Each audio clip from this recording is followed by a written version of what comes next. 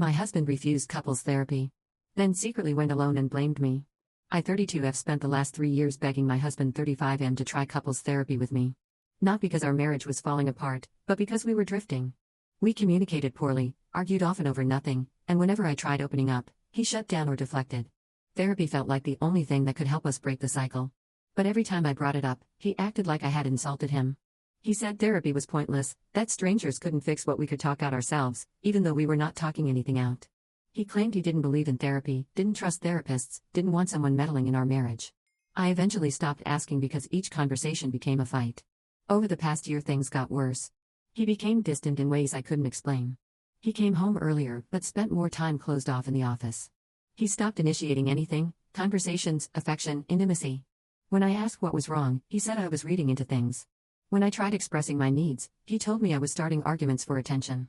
I felt like I was losing my grip on what normal even looked like.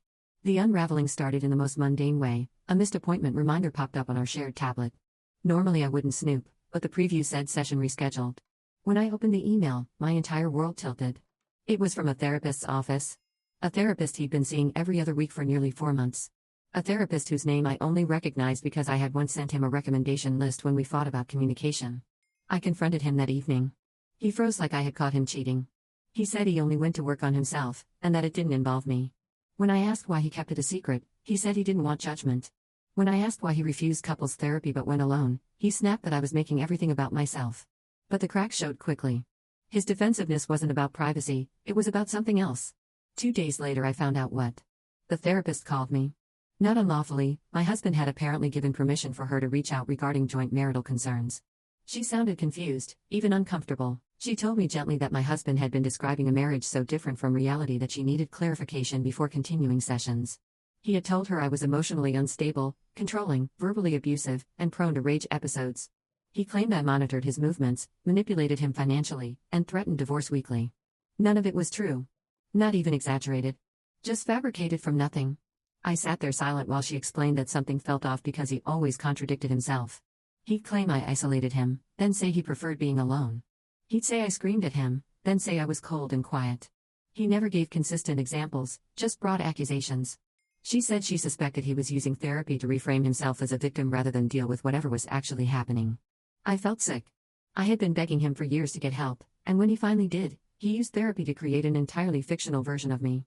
One where I was the monster he needed to be saved from.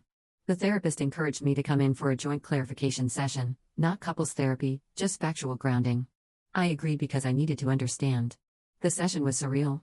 He acted blindsided that I even showed up, even though he signed permission for them to contact me. When the therapist asked him to repeat some of the claims he had made, he immediately backpedaled.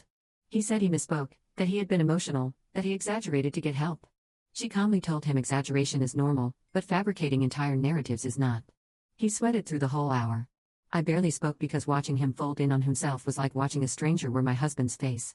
Afterward he begged me not to hold any of that against him. He said he felt unheard in the marriage and wanted someone to validate him. He said he created a dramatic version of events because he didn't think anyone would take him seriously.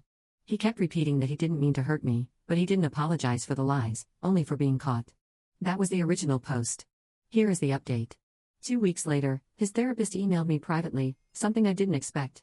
She wanted me to know she had terminated treatment with him because he continued lying in ways that made therapeutic progress impossible. She didn't tell him I knew this.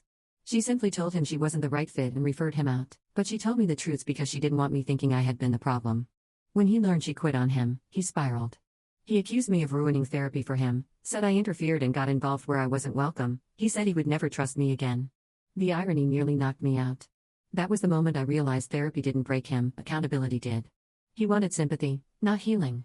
A villain, not a partner. A narrative, not a marriage. We're currently separated. He claims he wants to fix things, but he refuses to admit that lying about abuse is, itself, abuse. And now I'm left wondering whether we ever needed therapy. Or whether therapy simply revealed who he has been all along.